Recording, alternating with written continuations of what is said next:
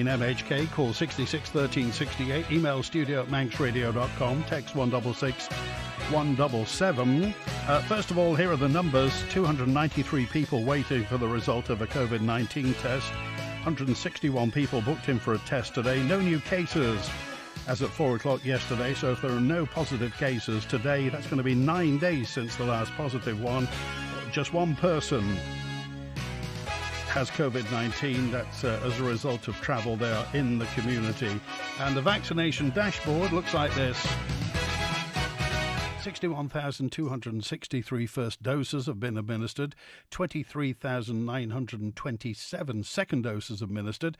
We have 4,461 people booked in over the next 7 days. And 14,168 shots of vaccine are currently being held in stock. Graham Cregeen, MHK, is with us on the Mannin line today. Minister for Justice and Home Affairs and Father of the House, is that right? The longest serving member? Yes, by about 10 minutes over Dewan Watterson. So the first question, and again, half a dozen people have asked me to ask you this, are you going to stand? I'm going to be making an announcement in the next few weeks, so when I make that announcement, it'll be public then. Okay. Have you enjoyed the 15 years? I tell you what, it's a really interesting job, and it is enjoyable. I think part of the job that makes you want to do it is that you have to enjoy what you're doing, and I have done that. You know, over the 15 years, I've really enjoyed what I've done. There's a question that came in from Ray, and if you want to send some texts in, by the way, there are lots of texts are coming in at the moment, but this one talks about the fact that you are a very experienced politician, 15 years in Keys. How have you found the last 5 years, this Tynwald, the fact that a number of new MHKs, first-time MHKs came in, and there was an influx of brand new MLCs. How have you found, how's it been? I think it's a real strange one because, you know, when I got into politics back in 2006, you had a number of members who had been in there for some time. You know, what we've seen is politicians sort of with 30 years experience in there. And sort of from the last house, you know, when you think sort of like myself and Dewan Watterson, sort of we'd got 10 years and then you're the sort of like the elder statesmen in the Keys. It's quite surprising. And I think what happened was that we had that Lord Lisvain report into politics in the Isle of Man.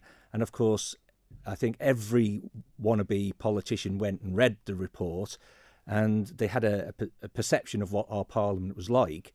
And when they came in there, right, Lisvain did this, and this. And I think the vast majority of members who got elected then have learnt over the time it wasn't exactly as Lisvain had actually put in there, that there's a lot of work that goes into departmental work to bring things forward. And you've also got the scrutiny side of it. And what our Parliament's always done is that you've been able to be in a department and scrutinise at the same time. And I think that's been quite helpful for people because you've been inside the department, seeing how that works. So when you're doing the scrutiny side, that you can actually go, right, so would they have done this, and this?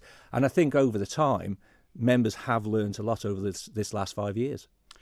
Did you miss the old-timers? I mean, I say old-timers, that's being disrespectful to people like Alan Bell. He's still a young man. But, I mean, people who Tony Brown, Alan Bell, the people that have been in there for years, and if you like, were a connection back to times that weren't so financially beneficial to the Isle of Man. They'd known the hard times. Yeah, and I think sort of back in 2006, I suppose, in one way, for a new person coming into Parliament, to have people like Eddie Lowy, Tony Brown, Alex Downey and those sorts of people in there, and they were giving you some guidance on how processes worked. And I know some people Which will say... I'm sure they did. Yes, and it's like when Tony Brown was Chief Minister, the amount of items that I got approved through the House of Keys and Tynwald when Tony was there, even though sometimes it wasn't what Council of Ministers were going for, is because you have that dialogue with them. And I used to have a discussion with Tony sometimes in the middle of a debate, and I'd say, look, I'm thinking about putting this amendment in. And he'd go, well, if you just word it in this way, it means it's clearer. And I think that's one of the jobs of sort of people with some experience, is to help members understand the processes. I'm on Standing Orders Committee. Is one of my thoughts that we changed to a committee of the House. So in the House of Keys, instead of just being allowed to speak once on an item, we can go into committee and discuss it, like doing Legislative Council. And I think that's been beneficial to bringing legislation through. Questions, half a dozen here. Let me see, this is Big Phil, who just said, what does Mr. Cregeen think of the Peggy situation? It was a good Tynwald debate recently. It was, and I was extremely disappointed by the comments made by Manx National Heritage just prior to the debate, saying, oh, well, it's going to cost £5 million. My feeling was it seemed as if they were trying to, say, scupper the debate on it by putting such a big figure on it. Then maybe members will vote against it, so nothing will happen.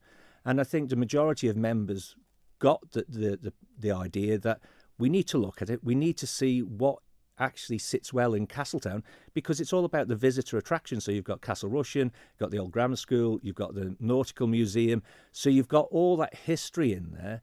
And of course, you've got the Safe Bridge House and all those things of our heritage. And to go and suddenly say, let's have £5 million, I think it'll come under a lot less than that. Why do you think they did that? I don't know. I don't know whether they decided that they've looked at some big scheme where, like say the Mary Rose, how did they deal with that? But, I think one of they said was that we're going to put the mast up on it and we're going to have sails on it. Well, how are you going to build a 30, 40-foot building in a conservation area right next to the harbour? Well, that's not going to be possible. And, the Peggy was in where it is in the Nautical Museum. 200 years it'd been in there. That's part of the story. So I suppose in some places it'd be nice to put the Peggy out in its sails and whatever. But realistically, I think when people go and see it in its original position, we'll tell more of a tale on it. We've had a year and more of COVID-19. You're on the Emergency Advisory Committee. In fact, you chair it, don't you? No, I'm the vice chair of it. So we've got our first meeting this afternoon. What will you be doing there? What's the Emergency Advisory Committee about? So the first thing that we're going to do is we have to elect a chairman. So that will be one of the members that we've just appointed. So that'll be the area. And then it's going to be looking at areas of how did we do during the pandemic? What could we do better? And one of the areas I would like us to look into would be, the mental health of the nation coming out of this, because I think that, for a number of years, we could actually be suffering from some mental health issues after this lockdown. And how are we going to deal with that? Could you be a bit more specific? Well, I think what you've seen is that when there's a number of people who have been isolated, when they've not been able to go out, and people who've not been able to see their family. And of course, there's people who unfortunately have lost lives on this. And if you've not been able to see relatives during that period, I think there may be just a chance that some of the issues regarding their mental health may be coming out in the future. Now, on this committee, I think Dr. Rachel Glover's on the committee. Yes. A name that's been bandied about many, many times. How do you feel, Dr. Glover? How do you get on with Rachel Glover? We had a presentation from her as Tynwald members some time ago. She did a very good presentation. I interviewed her as part of the process for going on to this committee. And I think, when you look at the people that we've got on the committee there, we've got a wide breadth of experience, and I hope it'll be very workable. A message in from Mike, who said, we haven't heard much about the border force. Is the border force going to happen, and will you be in charge of it? No, I don't think I'll be in charge of it. Responsible minister, I think you mean. I think one of the areas is that the Chief Constable has made it quite clear that we have some serious risk of criminality coming from the adjacent isles. There was a 57% increase in drug interceptions over the COVID period. There was I think it's somewhere around £1 million worth of drugs intercepted. So I think you've got some areas where there's some people that have got a huge amount of drug debt.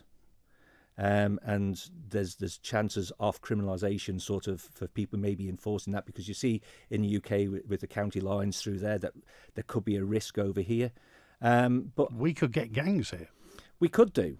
And I think that's one of the areas, but I think for the short term, in the next few months, what we need is it'll be sort of gradually sort of bringing in the travel notification service who will be checking people coming in. So we'll have that. And I think over time that will be phased out, and it'd be more similar to what we may have seen many years ago when, if you remember, they used to have the special branch down at the ports. And I think it is one of those areas that we just need to be very careful that we do try as well as we can to protect the people of the Isle of Man. Will the border force be identifiable? Will they have a uniform, names or anything like that? That's not been decided as such. I suppose in one way it would make a good presence at the airport if you had Isle of Man borders on a uniform so people could identify them. And just going back to the as you say, there will have been drug debt built up in the Isle of Man. We often hear about sporadic events of violence around the Isle of Man. Are the police on top of this? Are they aware of this? Do they gather intelligence? They are, and I think that's one of the areas that, and they are working with constabularies in the UK. And I think that we've now sort of got more of an idea about the quantity of drugs that had been coming into the island, because previously there'd been larger seizures of drugs, and now it's sort of the smaller amounts which the people are either posting in or using other methods. Message now, this is a constituency one now as well. What do you think of the new housing estate at Balazella and the bypass? Well, I think it's been disappointing. I think some of the people who'd got their names down for the houses, I had a number of them contact me because the developer had said, "Look, you have to complete by this time, otherwise your name will come off the list." And also that they'd given a time, I think it was the end of June, that if your house wasn't due to be completed by then, you would have to reapply for it. So back then, it was about 4 months ago, banks were only giving you 3 months for your mortgage. So some people were caught in that situation where your bank won't give you a mortgage on a property that you're going to get in June, yet you're expected to put a deposit down. And it's a big risk for some people to put a deposit down, and you don't know what COVID's going to bring, and you could lose your deposit if you lost your job or anything like that. So I think a few people have been sort of caught out by that. The bypass, I think back in 2006 this was talked about, and during my first interview on Manx Radio it was raised. It's not often that you have MHK supporting a bypass through the village. And I think what you've got is that with the development of Belfain, Ronaldsway and more businesses, you've got the old Friends Provident building in Castletown, who are now taking on more staff down there. I think the development of the south has been really good. And I got a question in actually about Belfain. When does Mr. Cregeen think that Belfain will be smartened up? Well, Belfain has been smartened up. There's a Belfain user group. There's CCTV down there. There's street lights down there. All the derelict vehicles from many years ago, I think over 10 years ago, yellow lines went down. They were all moved. Occasionally you get a few more sort of people just dropping vehicles off there, but the commissioners have been really positive about moving. Who owns Belfain? Well, there's private individuals that own it. So you've got the new development, which is Dandara's, which is down past Apple Garage. Storage units. So all those units down there. But there's mostly private people who own it. But there's only a couple of roads that are actually adopted. So some of the estate is private roads in there. But there's very little that you can do for some people about trying to tell them to tidy up their buildings. But I think sometime in the future we really need to get the main road in through there resurfaced, because that's probably lets it down. Very shortly, with fingers crossed, there will be a new sign going up into Belfain to advise where all the businesses is. But it has been smartened up, and I think every now and again the sweeper needs to go down there, clean up the pavements, but there's been a vast improvement over the years. There was talk about an airport enterprise zone incorporating Belfain as well. What do you think might happen there? So I think there's about £2 million put into the airport gateway project. And what that was to do was to actually smarten up around when people come off the plane, so the entrance into Ronaldsway the Ronaldsway Business Park as it is now. So you've now got that. There are plans to actually do some of the roadways into that. I've seen plans that's going to smarten up the drive through there, and I think that will incorporate some works onto Belfain. But I think the last count, there must have been sort of maybe 150 businesses in Belfast. It is. It's one of those. It's like an iceberg. You go in there. Sometimes I frequently get lost going for stuff into to Belfain, but there are an enormous number of varied businesses there. Oh, there is, and we have monthly meetings down with Belfain owners down there, and it's got to the point where what's the next thing to happen, because people wanted CCTV, so we've got CCTV. People wanted street lighting, so we've got street lighting. They wanted a sign to say where all the businesses are. So those things have happened. So it's just a case of what do people want to try and improve the estate. Okay, a message in from Carrie, who just said, could you ask Mr. Cregeen, what's the future of the post office in Balazella? There isn't one. But a brand new estate, 350 houses are being built. I know. And no provision for a post office. I know. And this is one of the disappointing things that, the previous post office manager there, he handed his notice in, but then he said, oh, well, I will continue if you want to re-advertise. But the post office decided not to re-advertise for a new postmaster in Balazella. And it was disappointing because, like you said, there's 300 plus houses there. There's a further development on Crossag Farm, which I think is going to take in possibly another 100 plus houses, because it's also zoned for a new primary school up there as well, to take into account all the development in the area. So to me, it just seems short-sighted to go and say, well, we don't need a post office there. It's second, really, to Peel. It's Boomtown with the new inhabitants that are coming in, shops, the possible ShopRite, the new shop at the old Whitestone Garage as well. But what message does it send to people? Well, it's they said, oh, well, we'll put a machine in there. Well, the machine's not what everybody needs. And you've got all the other carriers who are out pushing themselves, and at times it's just quite frustrating there that sort of there wasn't an opportunity to have a look at a different business model for somebody to come forward and say, yes, well, I would like this to be part of mine, my other business. So, how do you feel about the way government's treating the post office? Well, it's not the way that the government's treated the post office, because the post office is a statutory board. And they made the decisions on it. They've got a working group to see what's going to happen in the future. I think they've extended the Port St Mary post office for a while, but we have to wait to see what happens there.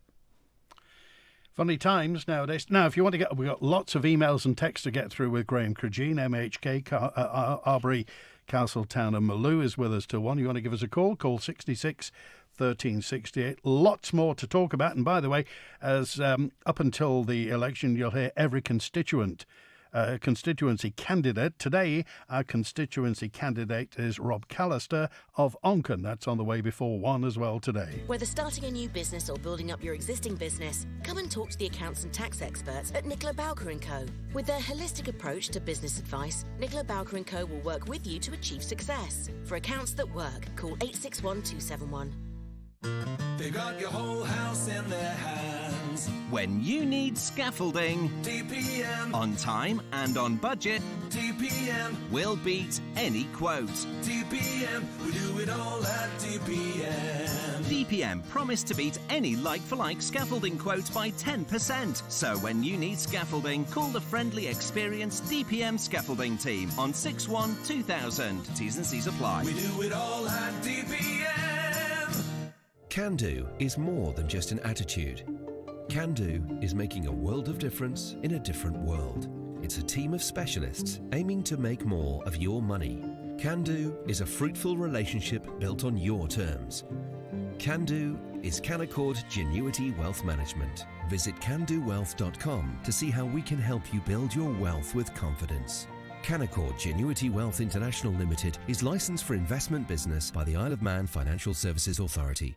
When you need a monument for your loved ones, contact T.E. Cubban, a trusted family-run business for over 150 years. T.E. Cubban provide new memorial stones, grave renovations, new inscriptions and fire hearths. For quality workmanship and a professional personal service tailored to your wishes, visit us at Hope Street, Castletown or at Broadway, Douglas. Call 844 440. T.E. Cubban, here when you need us. Manx Utilities are happy to support the EV Expo on Sunday.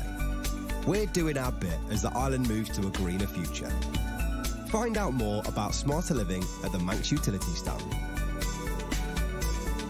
The Mannin Line with Andy Wint. It's 27 minutes past 12 midday. I'm Andy Wint with Graham Cregeen, MHK, and Tony's with us on the line. Hello, Tony. How you doing, Andy? Hello, Mr. Cregeen. Tony. I have a question for you, for both of you, really, but I'm sure it'll raise some other issues. The discussions you've just had were about improving this, improving that, improving Belfain Estate, the roads, etc., etc. When is somebody going to stop trying to improve large processes and fix the thousands of potholes and poor road conditions we have in the Isle of Man? I watched, day before yesterday, I think, the Highway Board, I don't know what they're called, but that's what it used to be called, the Highway Board came along to Ramsey on a closed street, which is closed because they're going to demolish a building. The whole street is closed, so there's no through traffic, and they repaired a section of that road, which had been in a parlour state for about 6 months. So there's no traffic going through it, there's no traffic parking on it, but it's been repaired. And I asked the question, who in government is planning this? It's appalling. You're wasting resources right, left and centre, because that building will be pulled down. There will undoubtedly be damage to the carriageway. So why was that actually done? Well, that sits with the Department of Infrastructure and the Highways Division. I don't know what section do you mean. How do you think that the road will be damaged when they pull the building down? Do you think that's going to go into the road? Undoubtedly, I think, but I might be wrong. But the issue is, the question I have is, that might land with the department, but the government should be directing the department instead of the department doing what it thinks is the right thing. Do you think there's a disconnect, Graham Cregeen, between elected officials and departments? Well, I think what you've got there is that where do you draw the line where the politician is involved in which pothole gets fixed? Now, there may be a reason behind it, not knowing the area, but I think one of the issues that you get is that somebody else might come along and say, well, do you know what? At least they haven't shut it when at a different time. Now, if they're going to put hoardings up to stop any damage getting done to the highway, because I'm sure that when they drop that building, there'll still be pedestrian access in the area. So, if the contractor causes any damage to that highway, no doubt they'll be expected to repair it. But I would have thought they'd have a safe system in place to ensure none of the building dropped onto the highway. And do you get constituents talking about potholes in Arbury, Castletown and Maloo? Oh, we do. It's a constant thing about there's potholes, which stretch of the road is going to get resurfaced next. Did you get that 15 years ago? Yes. So it's always been around? Oh, it's always been around. That sort of, they used to have local gangs where they used to go around and fix the potholes. Then it was all centralised and they all came out, I think, from Ellerslie. Now, prior to that, some of that responsibility sat with the local authorities. So the local authorities at some stage, I understand, in the past were responsible for, they could have a gang going out. Now, maybe in the future that we might start looking down that way again, as saying, well, put some responsibility back onto the local authorities, and they'll require the budget for it as well. But you can see these things going in cycles all the time, that it gets centralised, then it gets pushed out again, and it says, oh, well, that hasn't worked. So it gets centralised again. It's Tony, you're back on? Right. I was born on the Isle of Man, and I can remember all the road gangs being out. clearing culverts, cutting back hedges, so we didn't have trees falling across the road in the middle of winter. I can actually remember that. Yeah. Now, my question is, why did you change it? Why did you fix it when it wasn't broke? That's my question, because clearly the performance, that department is absolutely terrible. They fix things that don't need fixing. Look at things that really are not a priority, but nobody from government seems to worry about it. They came to Ramsey and decided they wouldn't put a centre line down the road, but we put a bike lane in for 300 yards. Who in their right mind thinks that's this stuff up? And what is government doing about trying to control the ridiculous plans that they keep putting out? Okay. All right, Tony, thanks for your call today. Let's go on to, we've got, I think we call, are you a pensioner? I am. Oh, right. You're with Graham Cregeen. Hello. Good afternoon. Good afternoon. My comment is that the border force certainly needs to be much more efficient. I'll give you an example. On Tuesday, the 1st of December of last year, and on Friday, the 4th of December last year, i.e. twice in 1 week, I was visited erroneously by the Isle of Man border force. They were checking up on 2 young people who had returned from university in the UK and were isolating, but certainly not at my address. My name and address is clearly marked on my gatepost at the end of the driveway. And although they were very polite, what is more, the first couple of the border force actually, I think, probably broke data protection rules by announcing whom they were seeking. And that's not exactly what we would expect from the border force, is it? That wasn't the border force. That was a travel notification service on 111. The issue that you've got, indeed. What you've got there is that can you advise? They said they were the border force. When they visited people previously, they just announced themselves as a ports team. They don't say border. They said they were the border force. Well, so the issue is, did they have the wrong address, or had somebody actually put your address down erroneously? No, they had the wrong address. Most certainly, they had the wrong address, and they could have read the gatepost quite clearly. I'd need a bit more detail, because I'd have to pass that back to the Chief Secretary's office, because it's not actually within my area. Ah, right. Okay, well, if you want to give us more, if you want to just either speak to Barry or drop us a note about that, we'll pass that on to Mr. Cregeen. But thank you, and here's Alistair with us now. Hello, Alistair, you're with Graham Cregeen, MHK. Oh, good afternoon all. Afternoon, Alistair. I just would like to say a thank you to Graham Cregeen on behalf of a group of about 5 or 6 of us in Union Mills. About 5 years ago, we started to try and get the government to do something about security on our borders. And Bill Malarkey, bless him, tried very, very hard and certainly brought the thing forward a bit, but we could never get the thing completely satisfied. Now, to his credit, Graham, when he took over this job, actually managed to get this thing pushed further forward. And believe me, that's one of the greatest things that the government and Graham have done in this administration, because at least we have the security now of knowing who is coming in to this island, where they're coming from, identification, and we've never had that before, and I can only say thank you very much for that, Graham, and I only hope the public of the island appreciate what has been done. Just tell us a bit more about that, Alistair. How did the process go of you approaching elected representatives? Well, let's put it this way. We had 3 meetings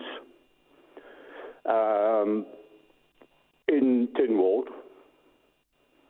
with various people, MHKs, who at that time carry some responsibility for this. And of course, there was a lot of promises. But there was the action did not happen. Now, thankfully, Graham has put action in, and we have a result. And I think it's one of the best things this administration has done. Okay, just tell us a bit more about that, would you? Right. So when I joined the Department of Home Affairs, had some discussions with the Chief Constable, and he was flagging up a number of concerns, regarding criminality and other bits and pieces. And I can remember many years ago, we did have something in place there. And it was something that I'd asked in Council of Ministers about whether we can actually set this up. So we're now in a phased process in getting there. And this is just about securing people on the Isle of Man, giving them that security about ensuring safety on the island. Okay. Thanks for that, Alistair. Thanks, Alistair.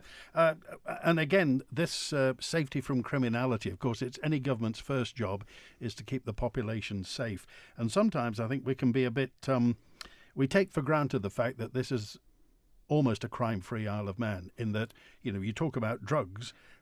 Of course, there are drugs everywhere in the Western world. What we don't have on the Isle of Man is much drug-related crime. And the fact that the police, Home Affairs, all the security services are keeping that at bay. Do you think sometimes we take it for granted we're on a crime-free island? I think it is, but I think that this COVID period could actually give us some stresses going into the future. Like we discussed earlier, the amount of drug debt that could be getting built up, the chances of people coming in and trying to enforce some of that drug debt. And you see this across other jurisdictions, that enforcement of drug debts, what it actually brings to community. And some of it is they're taking advantage of some of the most vulnerable people in our community, that somebody could be approached and said, oh, just have this parcel taken to your house, we'll give you a couple of quid for it.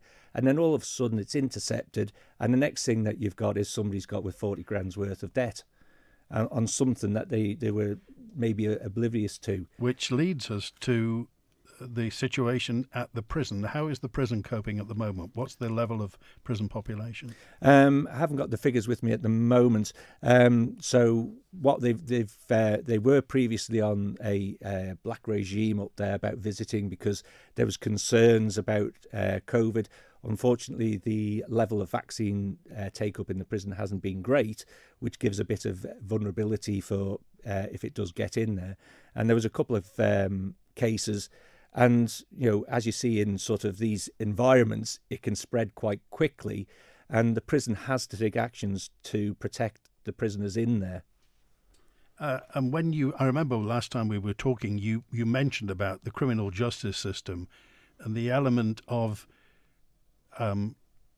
rehabilitating people, getting people, because obviously we're an island. There is some coming and going, but lots of people who go to jail have to come out and back into society. Yeah. Is that functional at the moment? So what you're looking at is how do you rehabilitate people to go back out into the community?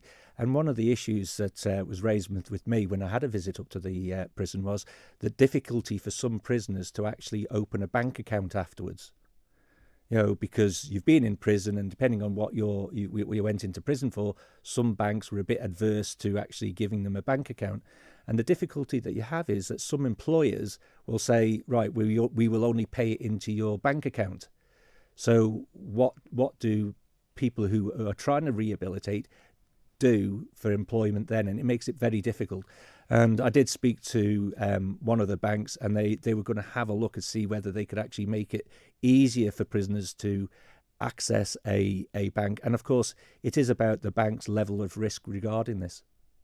Okay, this is a specific question. I don't know whether there's anything behind this. Could you ask Mr. Cregeen if he could consider trying to better organise policing around Victoria Street taxi rank. Are you aware of any issues around Victoria Street taxi rank? No, is it regarding parking or is it regarding weekends? Obviously, nightclub time, last thing at night. Apparently, there's antisocial behaviour, arguing, pushing, and fighting around taxis at that time of the night. I've been out with the constabulary a couple of times, and one time we went down through Strand Street and round that area. It's something that I can actually raise with the Chief Constable to see what the policing is around that area. I know it is there are areas of Douglas that are actually covered by CCTV, but it's something that I can go and raise with the Chief Constable, see what happens around that area at the weekend. Okay, a message in for Mary. He said already he's going to announce it in the next few weeks. So no more questions about is Mr. Cregeen standing. A note in from James, who just said, I'd like to thank Mr. Cregeen. He goes about his constituency business very quietly and has never asked a load of silly questions in Keys or Tynwald, even when he was a backbencher. I think part of it is that... Are you quiet? No, I don't think I am quiet. I think one of the things is that when you're dealing with constituency issues, I find it far easier to go to departments and say, look, this is an issue and how can we actually sort it out? You don't have to put Keys questions down. You don't have to put Tynwald questions down. You know, it does cost money for when people are putting lots of questions down. And I felt extremely sorry for a lot of officers last year. They've come through COVID. You know, you had officers who were working 7 days a week. They had no break on it. And then as soon as we get into the summer recess, we were getting 100 and something questions. Well, some of our staff just hadn't had any time, and it's quite pressured on them. Well, why do you think some MHKs feel the need to table lots of questions? I think some of the time there is a very valid reason to ask that question, to put it out into the public domain. But I think sometimes there is a part of that you get a lot of publicity out of it, that it's, oh, well, I've put these questions down. But, you know, the question will be, you know, have you approached the department beforehand? Because sometimes, like when I was a backbench, you would approach a department, you'd ask them the question, say, well, would it be helpful to put a question down this so that it gets out to the general public? Or the other option would be is that if you weren't getting anywhere with the department and they weren't answering your emails or phone calls, was then to put a question down. Here's a question. Well, I'll just put it to you verbatim. This is from Frank, who just said to the note in just said, obviously you've done 15 years in Tynwald.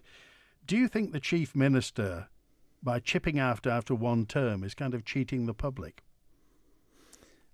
Well, I think he's done 2 terms. Howard's been in for... Well, 1 term as Chief Minister. I think you had the same with Tony Brown. He did 1 term. You had Alan Bell. He did 1 term. Yeah. You don't think that if you like, that mature politicians are better for Parliament or better for Tynwald?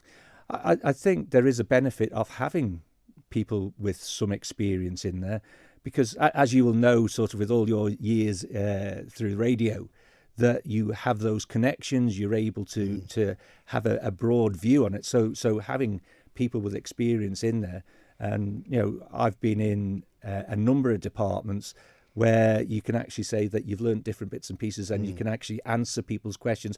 But also when you're looking at a more global policy, so this emergency advisory group that I'm on, sort of from my experience from being in DOI, from education, home affairs, back into DEFA, that you've got all that experience, and also from being on scrutiny committees. So that experience, I think, at times is invaluable. Okay, and James just said, just because some MHKs shout loudest doesn't mean they're often on top of their brief as well. Some MHKs virtually are invisible in public, but they do a lot of work behind the scenes. Where do you think Graham Cregeen sits? I think it's one of the areas where being a minister in a department that you have a lot of responsibility there. So no, you can't go and put questions down so that your profile isn't raised every week that you've put so many questions down. I think the thing that the public will be asking is that sort of what have you achieved over your period? Is it just a case of I've chased up on this, I've looked at that, or have you actually achieved anything? A message in. Robert just said regarding the new supermarket in Balazella, in Thailand, all big supermarkets have banks and post offices inside them, and they're open supermarket hours. Would it be a good idea for the new supermarket in Balazella to have a post office inside? It'd be nice if they could have a post office inside, but it all depends on the business model, whether the supermarket was expecting payment from the post office to keep somebody there, or would it be just a case of a transactional basis that they get paid? Okay, Priscilla sent me a note in. This is regarding police. We have a Manx Chief Constable. We've previously had Chief Constables from off the Isle of Man. Which do you think is better? I think we've had a mix of it. There's a real good mix in there of experience. Now, whether the Manx people have been across or whether they've just been here, or where they get their experience from. And Gary Roberts there, I think he's got maybe just over a year to go, but we're looking at a process for his replacement. Yes. So it will be a case of working through that and to ensure that somebody, whether it be a local replacement or somebody from off island, that they are fully aware of the Isle of Man situation, that we are not another jurisdiction. I think sometimes people forget that this is the Isle of Man. Who makes the decision? Who appoints the Chief Constable? So the process will go through. There'll be an advert for it, and there'll be an interview panel.